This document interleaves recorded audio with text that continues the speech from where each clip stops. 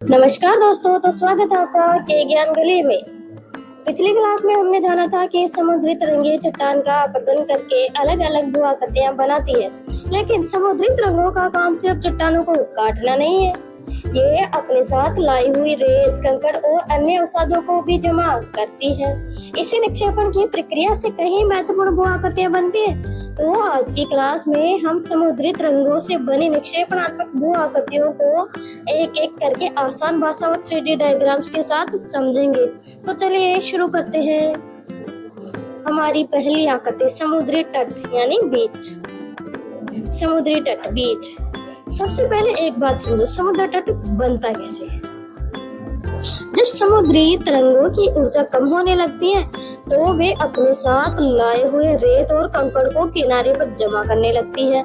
लगातार निक्षेपण से समुद्र के किनारे रेत या कंकड़ का एक तटीय भाग बन जाता है। इसे हम समुद्र तट यानी बीच कहते हैं। हमारी दूसरी आकृति स्पिट। समुद्र के किनारे बहने वाली तटीय धाराएं अपने साथ रेत, कंकड़ और दूसरे अवसादों को तट के समांतर एक दिशा में ले जाती है। जब तट की दिशा या तटरेखा में बदलाव आता है तो इन धाराओं की गति और ऊर्जा कम होने लगती है। इससे इनके द्वारा लाए गए अवसाद एक जगह जमा होने लगते हैं। लगातार निक्षेपण के कारण समुद्र की ओर बढ़ते हुए लंबी और सक्रिय रेत या कंकड़ की पट्टी बन जाती है, जिसे हम स्पिट कहते हैं। स्पिट का एक सिरा सामान्यतः भूमि से जुड़ा रहता है, जबकि दूसरा सिरा समुद्र की ओर खुला रहता है। कई बार समुद्री धाराओं और लहरों की दिशा के कारण इसका बाहरी सिरा मुड़ा हुआ या हुक जैसा भी दिखाई देता है। हमारी तीसरी आकृति है बार। अब हम बार को समझते हैं। ये भी समुद्री तरंगों और तटीय धाराओं द्वारा अवसादी निक्षेप से बनने वाली भू आकृति है। समुद्री तरंगे और तटीय धाराएं अपने साथ रेत, कंकड़ और अन्य अवसाद लेकर चलती है। इनकी गति या ऊर्जा कम होती है तो ये अवसाद समुद्र के तल या तट के पास जमा होने लगते हैं। लगातार निक्षेपण के कारण रेत और कंकड़ की एक लंबी सक्रिय पट्टी बनती है, समुद्र के एक हिस्से को दूसरे हिस्से से अलग करती है। ऐसी निक्षेपित पट्टी को बार कहते हैं। हमारी अगली आकृति है टोम्बोलो। समुद्र में तट के पास कोई द्वीप स्थित हो सकता है तो समुद्री तरंगे और तटीय धाराएं अपने साथ लाई हुई रेत, कंकड़ और अन्य अवसाद को द्वीप और मुख्य भूमि के बीच जमा करती है। तो धीरे धीरे वहां एक रेत या कंकड़ की पट्टी बनने लगती है। लगातार निक्षेपण से यही पट्टी इतनी विकसित हो सकती है कि वह द्वीप को मुख्य भूमि से जोड़ देती है। द्वीप और मुख्य भूमि को जोड़ने वाले इस निक्षेपित पट्टी को टोम्बोलो कहते हैं। हमारी अगली आकृति है लेगून। समुद्री तरंगे और तटीय धाराएं अपने साथ लाई हुई रेत और कंकड़ को तट के पास जमा करती रहती हैं। लगातार निक्षेपण से तट के समांतर रेत की लंबी पट्टी विकसित हो सकती है, जिसे बैरियर कहा जाता है। यह बैरियर समुद्र के एक हिस्से को मुख्य समुद्र से आंशिक या लगभग पूरी तरह अलग कर देता है।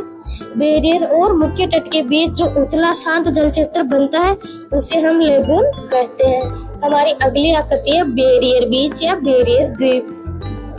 समुद्री तरंगे और तटीय धाराएं अपने साथ लाई हुई रेत, कंकड़ और अन्य अवसादों को तट के पास जमा करती हैं। लगातार निक्षेपण से समुद्र के किनारे या तट के समांतर लंबी और सक्रिय रेत की पट्टी विकसित हो सकती है। जब ये रेत की पट्टी मुख्य भूमि से अलग होकर समुद्र में एक स्वतंत्र भूभाग के रूप में विकसित हो जाती है तो इसे बैरियर द्वीप कहा जाता है। ये पट्टी समुद्र की लहरों से मुख्य तट के लिए एक प्राकृतिक अवरोध का काम भी कर सकती है। इसके और मुख्य तट के बीच अक्सर लेगून जैसा उथला जल क्षेत्र पाया जाता है। अब हम इसका रिवीजन कर लेते हैं कुछ MCQ के माध्यम से। तो हमारा पहला क्वेश्चन है, समुद्र के किनारे रेत और कंकड़ के निक्षेपण से बनने वाली तटीय आकृति कहलाती है समुद्र तट। Option B. हमारा दूसरा क्वेश्चन है, स्पिट के सबसे प्रमुख विशेषता क्या है। ये समुद्र की ओर निकली लंबी सक्रिय निक्षेपित पट्टी होती है। ऑप्शन। तीसरा क्वेश्चन है, जब निक्षेपण से बनी पट्टी समुद्र के एक हिस्से को दूसरे हिस्से से अलग करती है तो उसे कहा जाता है बार। हमारा आंसर है ऑप्शन ए। हमारा चौथा क्वेश्चन है, टोम्बोलो किसे जोड़ता है। तो ये जोड़ता है द्वीप को मुख्य भूमि से। Option C. हमारा पांचवा क्वेश्चन है, लेगून सामान्यतः कहाँ पाया जाता है। तो इसका आंसर भी है ऑप्शन बी, बैरियर और मुख्य तट के बीच। हमारा आखिरी क्वेश्चन है, बैरियर द्वीप की मुख्य पहचान क्या है? तो इसका आंसर भी है ऑप्शन ए, समुद्र में मुख्य तट के समांतर लंबा संकरा रेतीला द्वीप। एक आखिरी क्वेश्चन जिसका आंसर आपको कमेंट बॉक्स में बताना है। लेगून, बार, टोम्बोलो और बीच, निम्न में से कौन सी आकृति मुख्य भूमि और द्वीप को जोड़ती है? इसका आंसर आपको बताना है। तो आज हमने समुद्री तरंगों से बनने वाली प्रमुख निक्षेपणात्मक भू आकृतियों को समझा। अब देखते हैं इनमें से कितने सवालों के जवाब आपको याद रहे।